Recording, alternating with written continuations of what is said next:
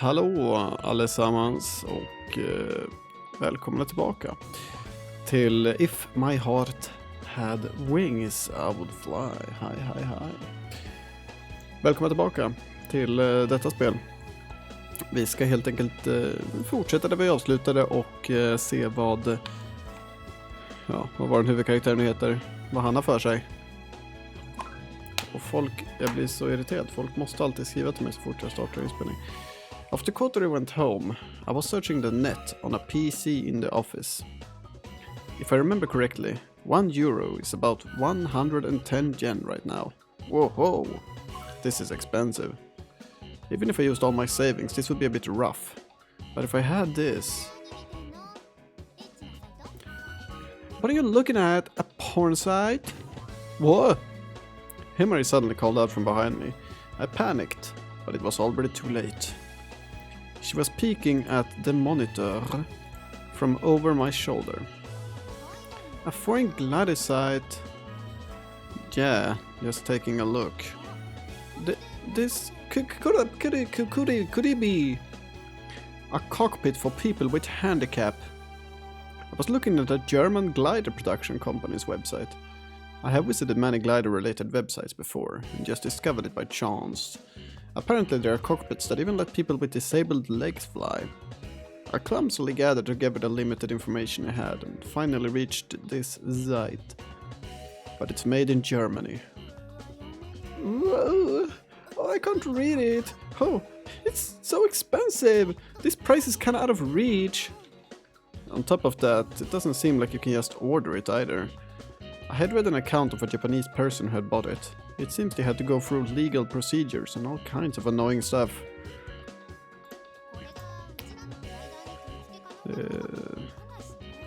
Alltså jag håller på så här safe crackar här i bakgrunden, RuneScape. Det är inte direkt... Det är en jättebra grej att göra liksom så här AFK, men... Det är inte jättebra när man liksom måste ha någorlunda fokus samtidigt. På vad man nu gör.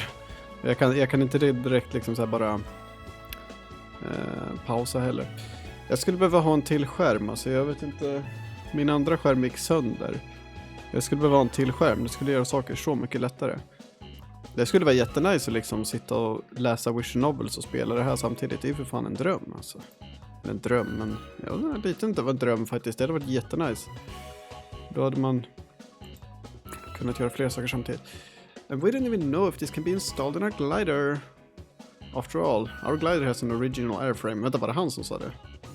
Nej. But if we had this... Yeah, Kotori could fly. I said it with a sigh, and Himari grinned.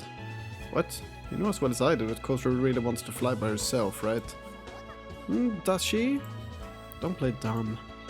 Kotori only expressed this when Amane-senpai said that we don't have enough pilots. After that, she didn't even mention it once. But you can tell just by looking at her. Has she already gone home? Yeah, I took her home without any problems. I see. How was she? When I asked, Himari made a slightly surprised face. Well, it seems she got a letter. Oh, so you're bothered by that? No, not really. Then I won't tell you. I'm bothered by it, so please tell me, Himari-sama.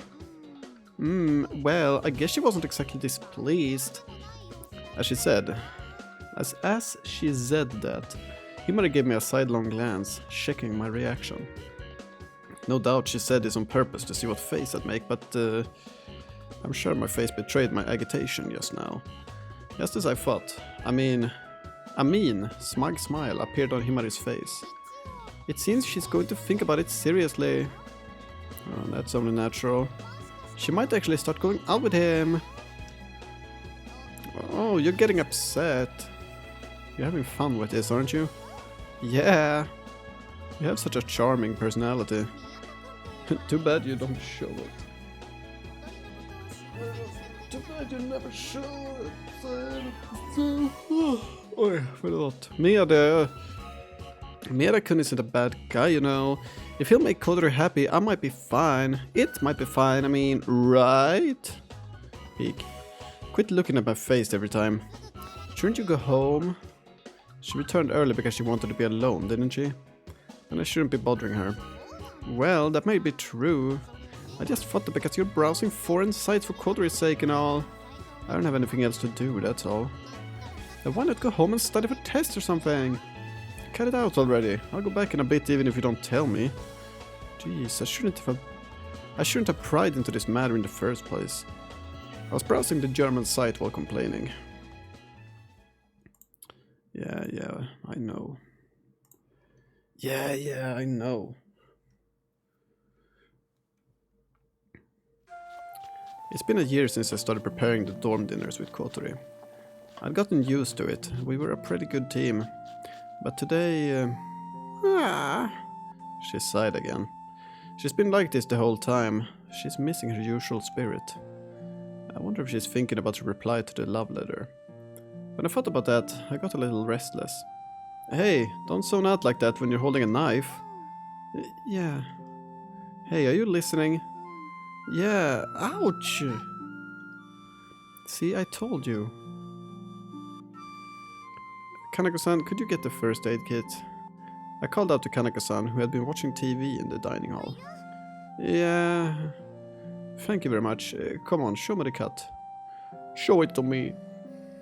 Bright red blood was running down her slender, supple fingertip. Doesn't seem that deep. I wiped the blood with a tissue and applied a band-aid. Thank you. I don't know what happened to you, but don't zone out like that. I'm sorry. Kotori answered while idly rubbing her fingertip wrapped with the band-aid. After hesitating for a moment, I said, "If you want to talk, I'll listen." Aren't you worried about something? If you are, you can tell me. I was embarrassed and ended up saying this slightly abruptly. Kotori was taken aback for a moment. Okay. Thank you, but it's nothing. I see. While answering, I felt a throbbing pain in my chest, like I was being poked with a small needle. Really, it's nothing, okay? Probably because I got silent, Kotori started panicking and followed up like this. Yeah, I got it. I replied with a smile. This isn't good. Ever since I learned about that love letter, I felt strange. Oh jeez, I wonder why. What is it? Something feels a little off. Well, is that so? Everything's the same as always. Really? But you two burned the food. Isn't this the first time? Burn the... Black smoke was rising from the frying pan. Oh Jesus, why didn't you tell me sooner? Well, I thought it might have had to be cooked like that. I'll have to make it over. I wonder if there's enough ingredients left. I guess misfortunes tend to come in groups. I'll help too, okay? Yeah, please. I washed the frying pan and make the main dish again. As Kanako-san had said, this is the first time I've done this since entering Flying Fish Manor. Since Kotori is helping me, it shouldn't take that long, but still. Anyway, what are you going to do this year? What are you going to do this year? About what?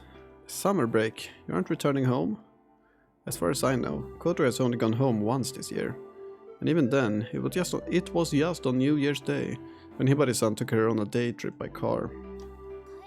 I'm not going home. I'm gonna try to come back after all. I don't have time for that. I see. As unnatural as it sounds, I was relieved that Kotori wasn't going home. It wasn't about club activities. It was because of Kotori. It was because if Kotori had said she'd spend the entire summer break at home, I would have felt really lonely. Oh, Jesus. Final exams ended, and it was the last day of the first term. Och vi ska ta en liten commercial break, vänta lite. Okay. Final exams ended, and it was the last day of the first term. During the boring closing ceremony, all I could think about was Kotori. It had been 2 days since she had received a love letter from Miyada-kun. It seems she hasn't replied yet. She wasn't as spirited as usual, and was absent-minded and deep in thought pretty often. I couldn't intrude since she wasn't saying anything to me. Even if I tried, I wouldn't have any advice for her. But it does bother me. Himari sure enjoys herself as I worry endlessly, burdened by all these feelings I have no outlet for. By the way, I'm alone right now. Himmer said she was going shopping and left before me with the other girls from class. Kotori, with a listless expression, said she wasn't feeling well and left too. I guess I'll stop by the secret base and then go back. I don't have much to do, but it's better than returning to the dorm. I was thinking that when... oh my, this isn't good. Huh? When I left the school gates, I saw Kotori and Kanako-san. Kanako-san was leaning over and looking at the bottom of the wheelchair. What happened? You see, the wheelchair just stopped moving. It didn't seem like it had another flat tire. The frame is bent and the wheel is touching it. This can't be done with a temporary fix. Kotori had an uneasy expression atop her wheelchair. Hold on a second. I put my hand on Kotori's head to calm her down and took out my cell phone. At times like this, I could rely on Anchan. Oh, hello, Aichan. Aichima. Do you have a moment? I explained the situation to Anchan. That would really help us, thanks. I hung up and turned to Kotori. If we leave the wheelchair somewhere, Anchan can find it. Okej. De ska bara lämna den någonstans alltså. Okej, gör det ni.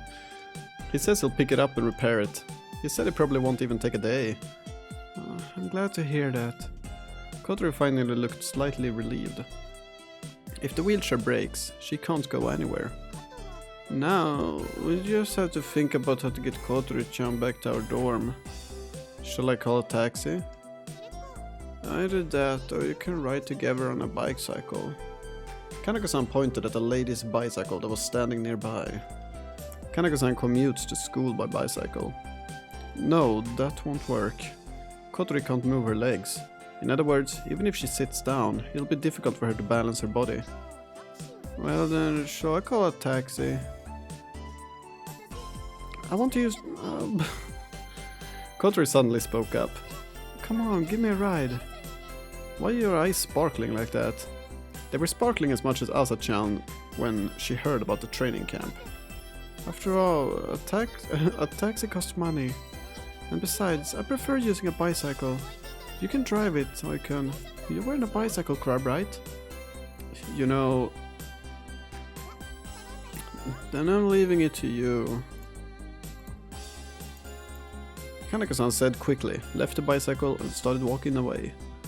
Wait, Kanako-san! She just waved her hand and walked off. There's no choice.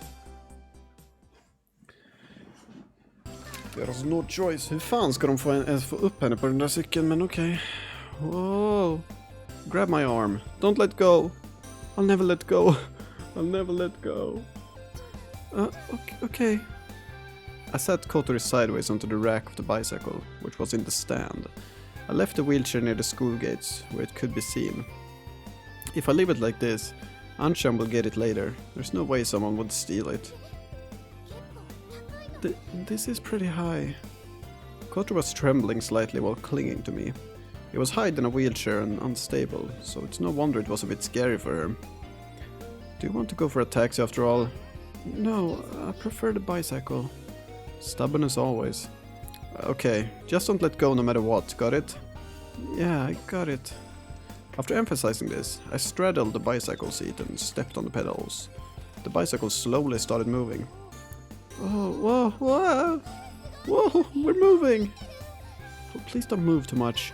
But... Kotori clung to my back. Yes, just keep like that.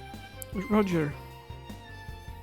With Kotori seated on the back, I glide down the gentle slope in front of the school gate. I'm going slowly, but I pass by Kifu students who are walking home one after another. Everyone was looking at Kotori, who was in high spirits. Whoa! Kotori is so famous among students at our school, in a lot of ways. It was probably the first time they saw Kotori not sitting in a wheelchair. She looked like an irregular girl riding a bike like this. Amazing, we're going fast! You aren't afraid? No, not at all.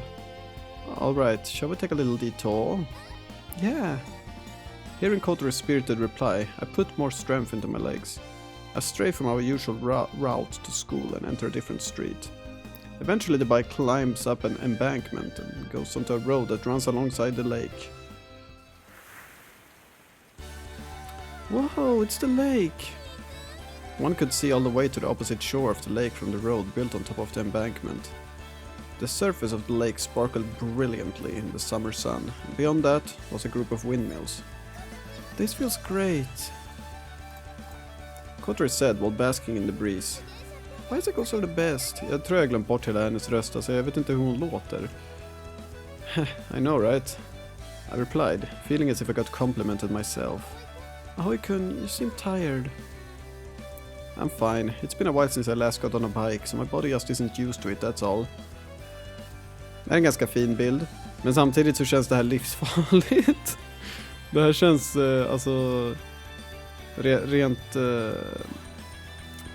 rent generellt så känns inte det här som en jättebra idé. Jag vet inte, det känns lite farligt alltså. Men, you do you. I haven't pedaled like this for about 2 years. The pedals of the lady's bicycle feel light. Even if I step on them with all my strength, it doesn't move that fast.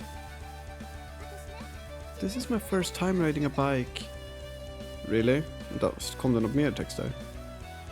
Nej. Yeah, I never ridden one before. Jag trodde först hon hade en liten tand där, det var bara min mus. It feels so good. If I could pedal by myself, I'm sure it'd feel even better. Well, yeah. I replied quite boastfully again for some reason. Does flying in a glider feel like this too? I'm not sure about that. I'd say it feels calmer, even though it's actually moving much faster than a bicycle. But the scenery is so great you can't even compare it. Yeah? I always only see the scenery that's visible from a wheelchair. Even this much is so new for me. Men vadå, du kan ju fortfarande typ åka ner hit med en rullstol och se havet. Eller vad det är.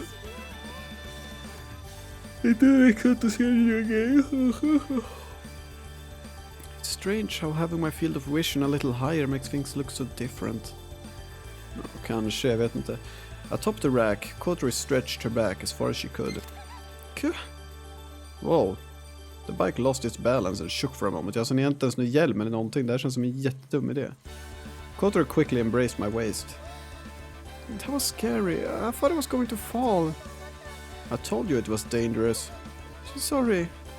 If she falls, she will definitely get injured. Yeah. I touched Kotori's hands that were embracing my waist and pulled them to tighten her grip. Whoa, what a smooth move, man. Don't let go of me. Yeah. I felt Kotori placing her head on my back. Jag vet inte varför det är roligt, men det är lite roligt faktiskt. She must have been quite scared because she got much closer to me than before. I was slightly embarrassed, but it would have been dangerous otherwise. You're sweating. Sorry. No, I don't really mind. What? As she said that, Kotori pressed her cheek against my back. What the fuck? I feel calm like this. I see. If Kotori keeps clinging to me, I'll sweat even more though. That said, I couldn't exactly tell her to back off. Besides, it's not that I didn't like it. Aren't you hot? Aren't you a hot one? No, the wind feels good. A cool breeze blew from the lake. Kotori's long hair was fluttering. Kanske kan kolla framåt istället. Hearing the sound of wheels spinning made me feel good. It felt like everything around me suddenly got quiet. I wanted to enjoy this comfortable atmosphere, so I just pedaled in silence for a moment. Kotori might have felt the same way since she wasn't talking either. We were gradually getting closer to Flying Fish Manor. When we turned right on the next corner, we'll be right in front of it. Hey, Kotori. Huh? I heard you got a love letter. Yeah. Have you replied yet? No, not yet. I see. Why? No reason, really. I just wonder what happened. We were silent again. Our silence was slightly different compared to a moment ago. It was a bit more awkward. I think I'll reply tomorrow. Oh, really?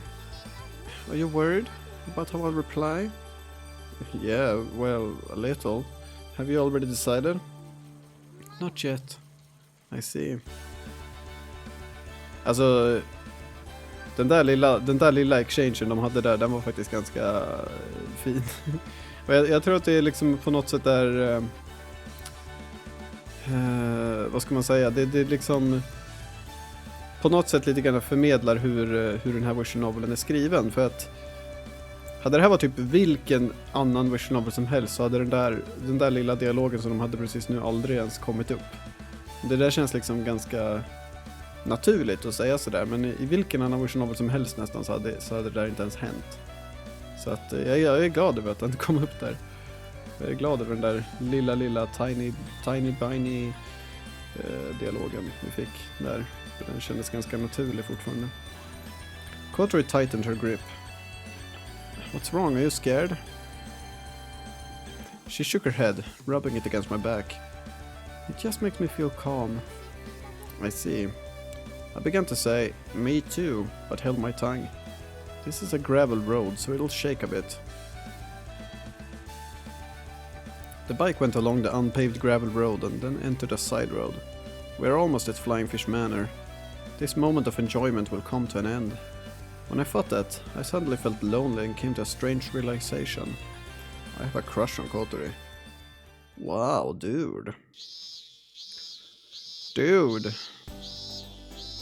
The first day of summer break. Okej. Vi ska väl typ ta och avsluta nu. Nej, men det där känns faktiskt... jag är väldigt glad över den där lilla dialogen som fanns där, för det känns som att man inte ofta ser det i vision novels och animes och liknande, att de faktiskt beter sig någorlunda naturligt. Så jag är faktiskt väldigt imponerad och liknande, och jag tror att samtidigt så känner jag lite så här hopp inför framtiden utav denna vision novel, att för den har ju varit, alltså för det mesta ska jag säga har den varit liksom ändå bra skriven på det där sättet. Så det gör mig glad i alla fall, och ger mig lite hopp för framtiden som sagt.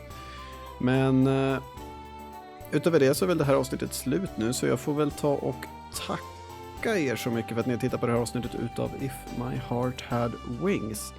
Så får vi ses igen i nästa avsnitt, och då så ska vi gå till jag vet inte vart vi ska gå, men det kommer vara summer break då, summer holiday, summer break.